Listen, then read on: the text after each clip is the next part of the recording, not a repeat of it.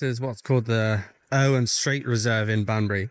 There's actually quite a lot of nature and so many walking trails around the place.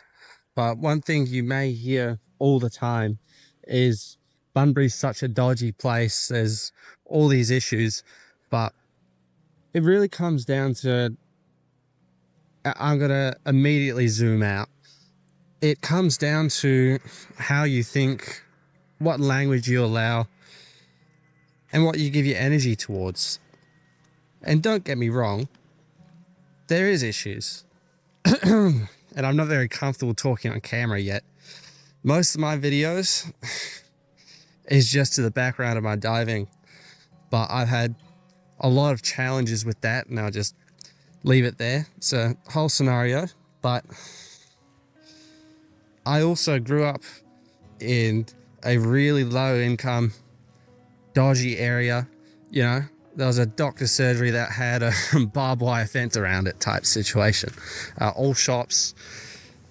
Now, to a good extent, if you choose to feed into that, you can immediately forget all opportunities you have. You can immediately forget, you can hop on a bus and go into the city, for example. But when it comes to your mind, it goes so much further than forgetting opportunity. It can also, well, you create the world, and not in a egotistical sense. If I choose to feed into narratives that everything's gone to shit, the world's dying, everyone's evil, well, it is, because it's all the information you have. If you consciously choose to absorb that, well, it becomes your reality. How do you perceive reality? Through what you know, through the information you have. So if you're constantly living in states of panic or stress in regards to things going on in the world, what about the space you have to actually connect with what life is? Instead of wearing glasses of someone else or wearing glasses of others' experiences, what about using our own eyes? What about observing? And to be frank, this is one of the days where, you know, my depression and all these sort of things are playing up. And if I didn't come out here earlier, I would have had absolutely no clue that this reserve has such a nice view. Multiple benches.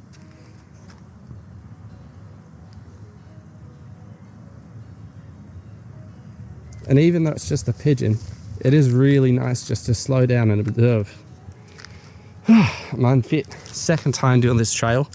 Running out of breath already while I'm trying to talk. But, you know, stop and observe. There's tiny little lizards, tiny little, I think they're eastern skinks we might have in WA, I'm not too sure. All these things that we easily forget that there's an entire world around us. And we choose to forget that because of negative things going on. We forget to live through our conscious lives, and we learn to live through third-party means. You know, if everyone's fighting and there's all these issues in the world or within your family, what about within you? What space are you allowing? And it's hard. I grew up in that type of environment where there's lots of, let's just say, negativity, heaps of fighting and all that type of shit. But although I'm a very introverted by nature person, I keep to myself, I struggle to keep in contact, I still absorbed that and I lived that. And I forgot that, mate, I have my own feet, I have my own eyes, my own ears. That doesn't have to be my lived experience. That's a reflection of other people. And it's a hard journey. I constantly forget all the time that, well, forget is the wrong word, but I neglect the fact that I have agency to change. And it's totally fine, because once again, you're going off the information you have.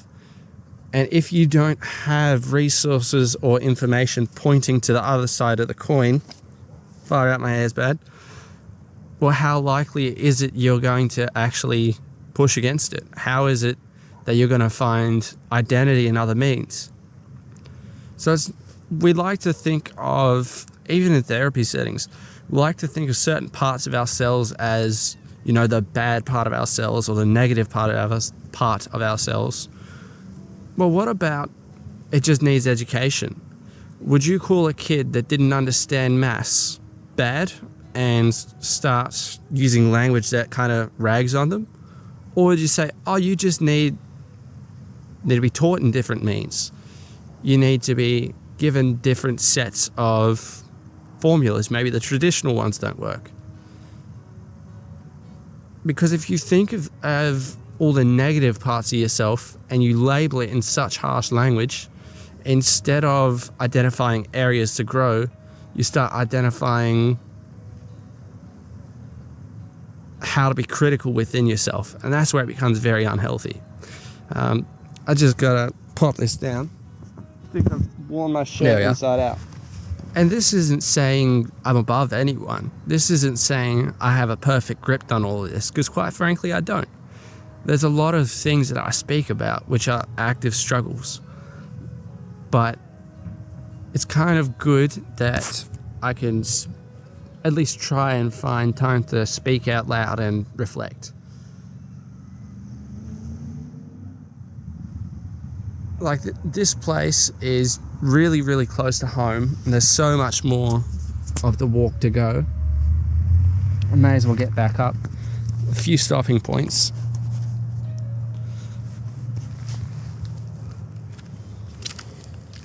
Because, well, quite frankly, I live very critically of myself, but doing that doesn't necessarily allow for space for growth, allow space for self-trust to actually come to fruition. Because trust doesn't come from negativity. Trust doesn't come from being super harsh 24/7. It comes from consistency and, in a lot of ways, support. So if you're not showing yourself these things, of course, you're going to always be second guessing. Because, yeah, I lived through so much, well, traumatic experiences. And I did struggle for a long time. I was super addicted to games. I would not get outside. I would not engage with anyone. Went through periods where I'd stay up so long I'd hallucinate. I'd also go through periods where I'd sleep for days at a time, wake up, go straight back to bed, or at least lay there for hours till I could. And I just stopped denying myself the world. Because depending on how you perceive this, it's very important that even if it comes across as negative, you pause and you see if you can at least understand the other side of the coin. No matter what is going on in your life, the world is still changing and growing around you. If I have a real steep depressive stint and I do nothing for a week, the world's still out there waiting. And it's not to say it's healthy to rot in bed all day, but what I'm saying is there's constantly opportunities. And you can only make yourself more open and receptive to these sort of things, for me personally, by starting to change your process, change the language you use in your thoughts, and also outwardly towards others.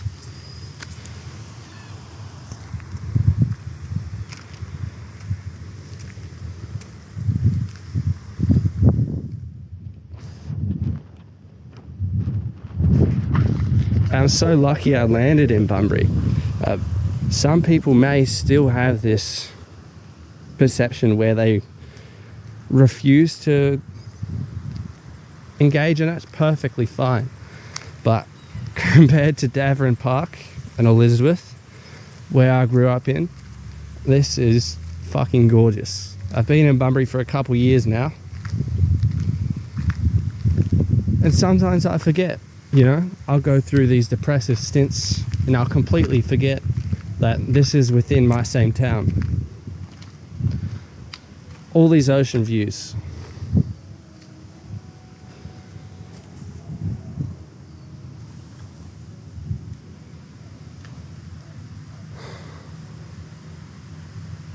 You know, I've experienced so much grief in different aspects, you know, and one part of it, as of late, is a whole diving situation. And, you know, it's a massive loss. It fuels so much of my challenges right now, but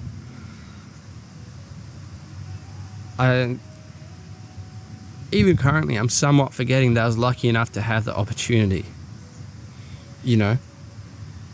And that goes to humans as well. You're lucky enough to have had a human connection. Because in a way, that's what grief is. But because it's so heavy and so challenging, we look at it as a loss naturally. We look at it as something has left us, but there is on the exact same topic, there is kind of a gain, because you've known how much value that thing or that person had, and there's such a summary of all experiences with them or with it.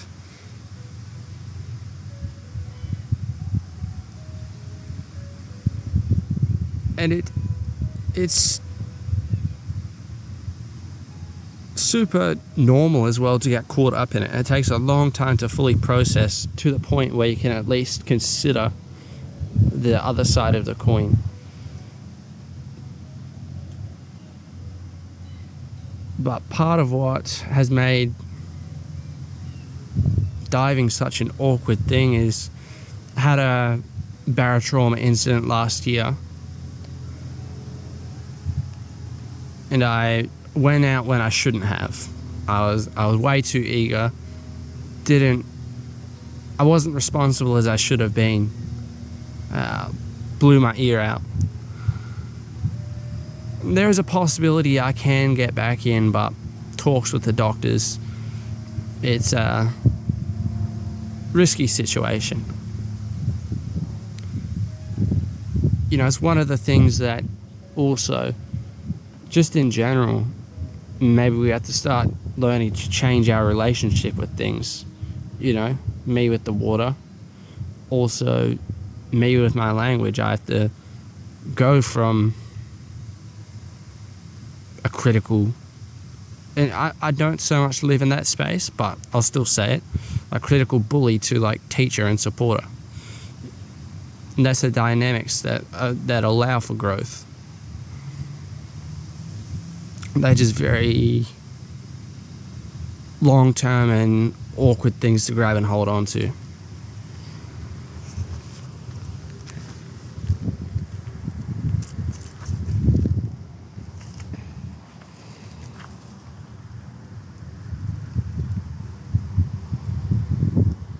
There's a little jumping spider. Wonder if he'll hop onto the camera lens. I haven't seen one of this pattern before. Not even sure if it's going to focus. But my big thing is a connection to animals. And I used to be relatively scared of spiders till I was in a real bad spot one day and a jumping spider climbed on me. I really had no general idea about their existence. And for whatever reason, like, I was incredibly miserable. It didn't instill fear in me for this one time, and that kind of snapped me out of it for a moment. And they always just end up appearing out of nowhere on me.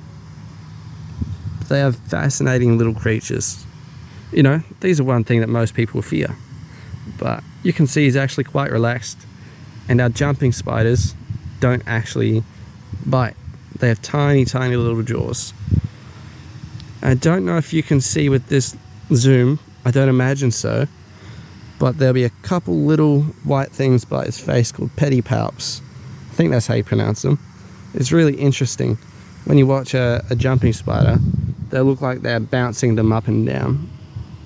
You can also see the way they process thoughts in some sort of way. Like they take in what sort of angle they're on right now. Sometimes you'll get them, they'll spin on the spot in a 180, trying to figure the best way to go. You know, these are the things we forget. There's literally creatures that we can hardly observe all around us. We just have to slow down. If I didn't sit, I wouldn't have had this little fella on me. I'll see if I can get him to go back up on a tree or something. So jumping spiders, generally speaking, they sunbake, or at least that's something I identify a lot. And one way they keep themselves safe is they'll actually keep a line of web on them at all times. So if they do slip and they're still connected, or if they do miss their jump, it might take a little bit to convince this one to hop back on a tree or something. Ooh. Off he goes. Hopefully you could zoom in and see him. Hopefully it's focused enough.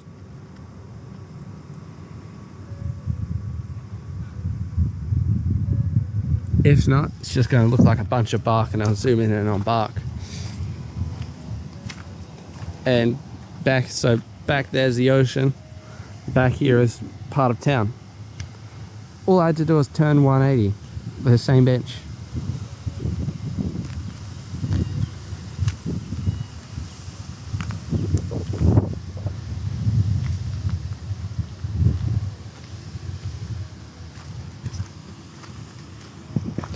And I'll try and keep the camera pointing on this sort of angle, because on the Irwin Reserve, on the left hand side is houses, so don't want to film anything residential.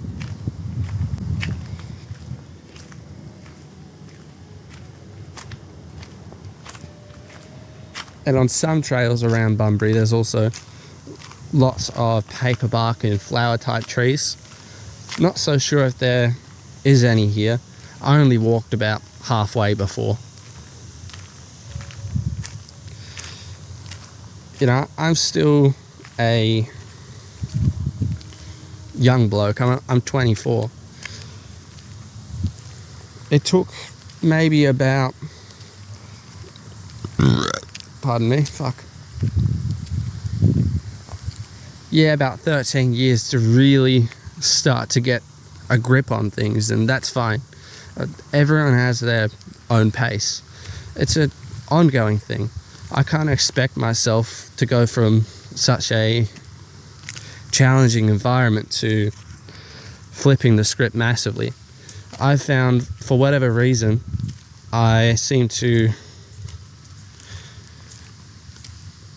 grow best when I actively engage with mental health alone, for whatever reason, and not as in isolation, when I just do things that matter to me and I'm passionate about, more so than sitting in a therapy office. I've gave it a fair crack. You know, I think, going off memory, about 3 to 4 different therapists. Still gonna try, but for me personally, haven't had massive breakthroughs. Most of them have just been essentially buffers. That's one thing. Like, therapy doesn't have to be this traditional one format, one way of growth or change. Sometimes it can be buying a piece of wood with wheels. Me, I would longboard and skateboard quite a lot. Even now I still do. I mean, getting out, going for a walk, can be snorkeling, could be anything. So long as you start working, and a good indicator that something resonates if you start having, lack of a better word, sort of epiphanies and big reflections on how things have worked, and trying to understand that change is possible. That's when you know you're on the right sort of path. And it's really hard to, because it happened to me just recently, hard to fall off track for a bit. and you kind of think immediately, well, that's gone, I fucked it, you know. And you feel like you've lost everything. Well, what about the fact you've grown for that period, or you shifted for that period? You're just showing yourself as possible. You're just shown that there's an actual realistic chance that you can see the other side of the coin.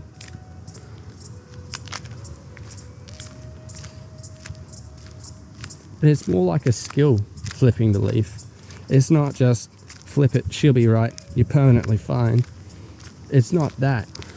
It's more so you get better at turning that leaf over continuously, and the stints of which you struggle and go through these real difficult times generally become shorter as you identify what works best for you, what triggers you, and these sort of things. And it's easy to forget.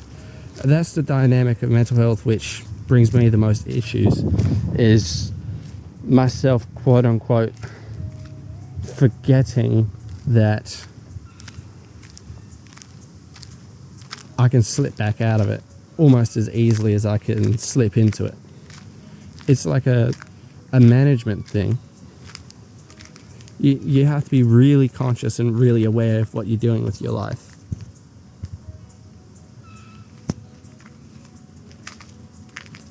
There you go. Not so sure what type of tree this is, but here's an example. Cool little flower type things. Some really old trees. Like, look at the thickness of that boy. The only thing is sometimes you walk past, there'll be a beehive, so definitely have to be careful.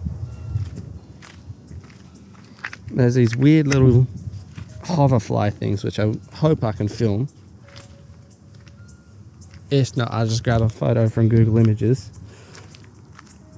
Because sometimes you'll be walking down these trails and you'll see this yellow fly that will hover in this spot. And they're really interesting to observe.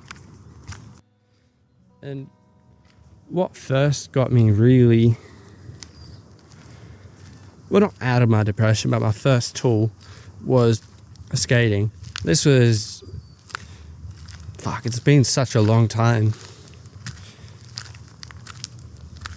Six or so years ago.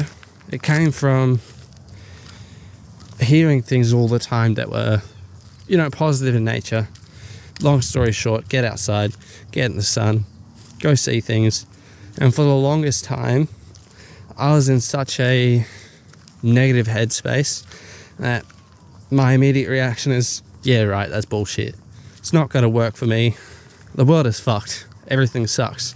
And that's generally the way I thought all throughout my teen years, up till I was about 20, 21. So from, 12 to 21 is a long fucking time to think that way. But what really had it so I was more receptive was hearing it from people that have a influence on me. It's such simple stuff. I'd hear it from streamers, and once again, nah bullshit.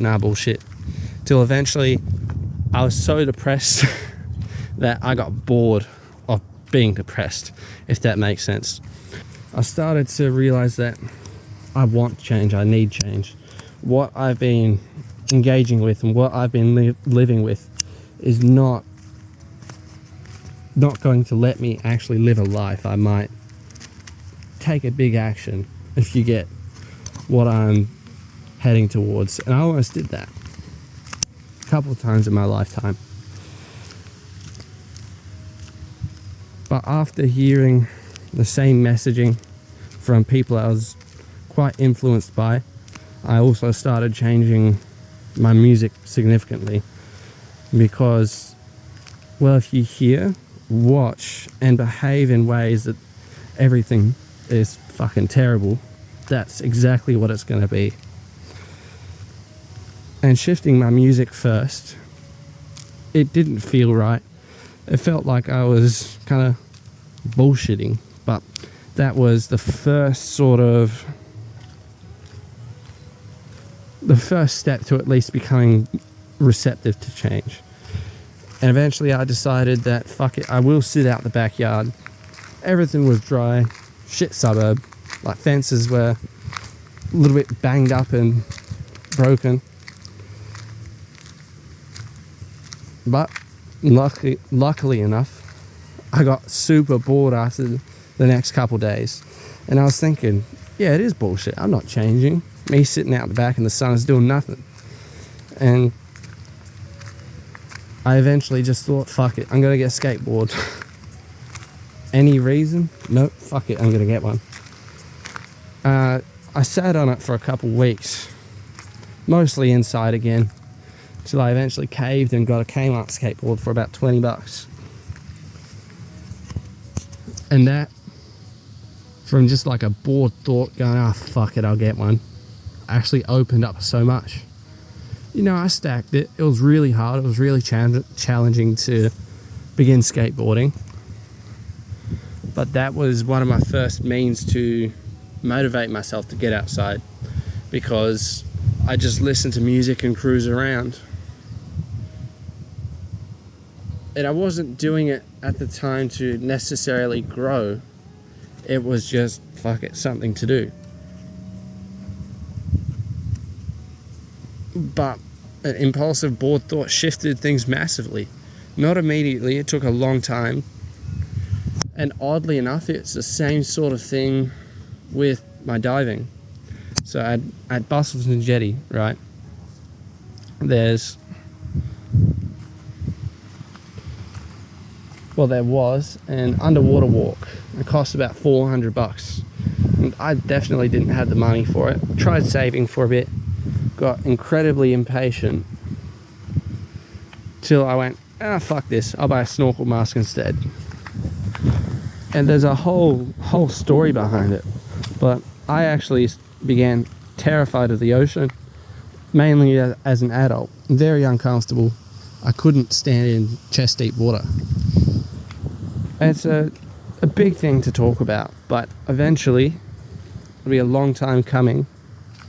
I do want to work myself to making a documentary about my experiences, because it was a humongous thing. Like, diving still is my life, even though I can't really do it that frequently. You know, I experienced the ocean in almost every way. Massive swells, low visibility, crystal clear waters, dives that were boring, no fish at all, basically. Swam in on the other side of that coin. Massive schools of herring and yellowtail scad, like thousands and thousands of them. I was incredibly experienced. Best breath hold of 2 minutes and 4 seconds. I was engaging with the water just about every day. And going from a pretty bare minimum life experience and lots of depression and mental health challenges to experiencing what nature can do was absolutely crazy. And while I'm speaking on that hand, things might have to change. I might have to do more land-based things. Yeah, I certainly do fucking miss the water, you know. Like, you can't walk into the middle of a herd of sheep casually. For example, of course I wouldn't want to do that. You wouldn't find, well, personally, I don't think I'd find ore in that. Oh, there's cricket.